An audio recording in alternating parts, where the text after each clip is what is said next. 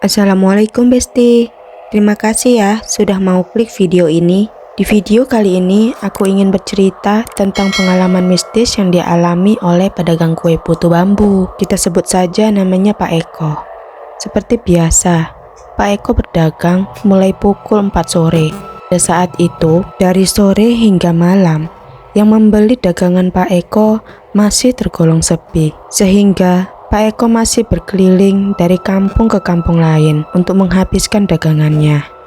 Jam sudah menunjukkan pukul 10:30 malam. Di situ Pak Eko melihat ada sebuah perkampungan yang belum dilaluinya. Namun, untuk memasuki perkampungan itu harus melewati hutan bambu dahulu karena dagangannya masih belum habis. Lantas, Pak Eko memberanikan diri untuk melewati hutan bambu itu. Alhamdulillah, tidak terjadi hal yang aneh, meskipun perasaan sedikit merinding. Tak lama kemudian, banyak yang membeli dagangan Pak Eko di kampung itu, dan masih tersisa sekitar 80 kue putu lagi. Pak Eko senang berdagang di kampung itu, karena penduduknya ramah-ramah. Padahal baru pertama kalinya Pak Eko masuk kampung itu. Setelah selesai, Pak Eko berkeliling kampung itu. Pak Eko pun saling sapa ke penjaga pos ronda.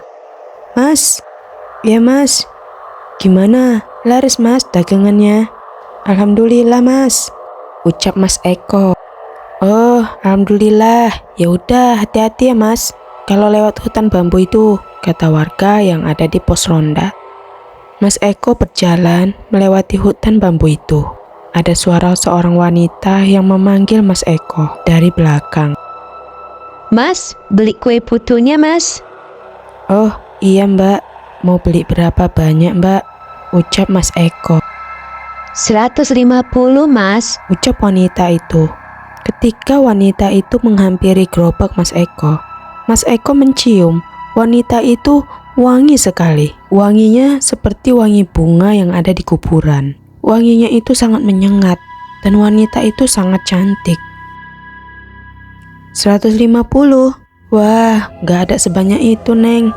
Kue putunya tinggal sekitar 80-an neng, ucap Mas Eko. "Oh, ya udah, nggak apa-apa mas, 80 pun jadilah," ucap wanita itu.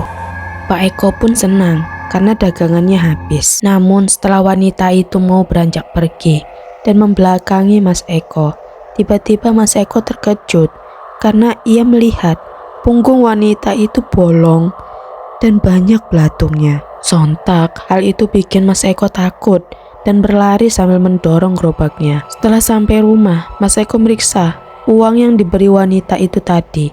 Apakah uang asli atau berubah jadi daun? Dan ternyata uang itu beneran uang nyata.